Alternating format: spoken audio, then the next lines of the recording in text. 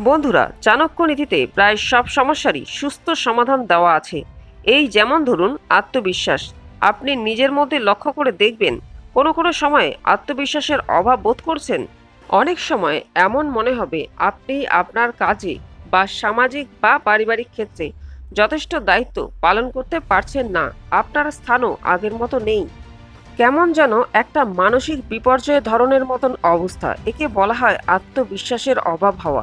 এর কারণে একজন মানুষের পক্ষে সবসময় শীর্ষে থাকা সম্ভব নয়। মানসিক চাপ, ক্লান্তিবোধ ইত্যাদি থাকেই। এর প্রভাবে আপনার আত্মবিশ্বাসের মাত্রা কিছুটা কমে যেতে পারে।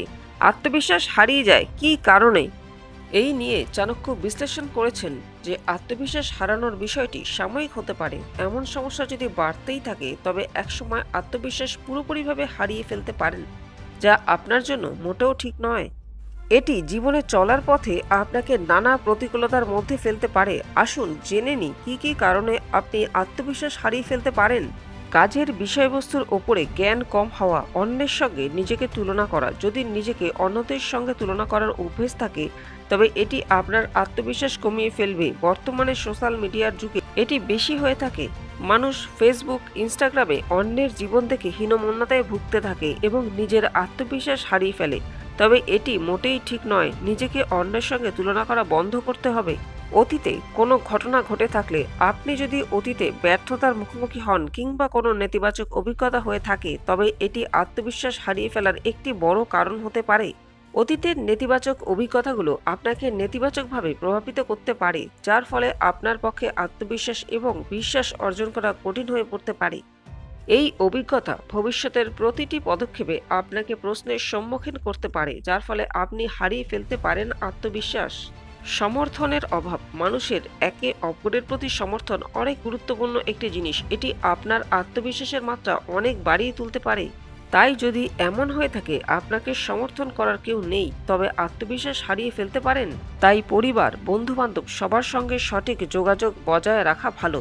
যোগাযোগ বজায় রাখলে সঠিক সময় অন্যদের কাছ থেকে সমর্থন পেতে পারেন। শারীরিক অসুস্থতা। শরীর যদি ক্রমাগত অসুস্থ থাকে তাহলে কোনো কাজেই মানুষ উদ্যোগ নিতে পারে না। এই পরিস্থিতিতে কোনো রানিং কাজ বা ব্যবসা খারাপ হয়ে যায়। আসলে মানুষের বড় পুঁজি হলো শরীর, আর শারীরিক সুস্থতাই আপনাকে কর্মে উদ্যমী করে সফলতার পথে অগ্রসর করে। আর্থিক সমস্যা। আজকের যুগে অর্থই সমাজের সফলতার মানদণ্ড।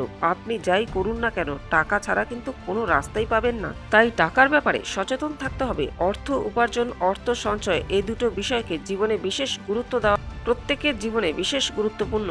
টাকা না থাকলে দেখবেন অতি কাছের মানুষের কাছেও সম্মান বা ভালোবাসা কোনোটাই পাওয়া যায় না। আর টাকাকে সম্মান না করলে বা টাকাকে সঞ্চয় করে ধরে রাখতে না পারলে মা লক্ষ্মী অসন্তুষ্ট হন ও আর্থিক সমস্যা লেগেই থাকে। তাই আর্থিক ব্যাপারগুলিতে সচেতন ও উদ্যমী হতে হবে। কি করে আত্মবিশ্বাস বৃদ্ধি করা যায় এ নিয়ে একটি বিস্তারিত ভিডিও নিয়ে খুব শীঘ্রই আপনাদের সামনে হাজির হব।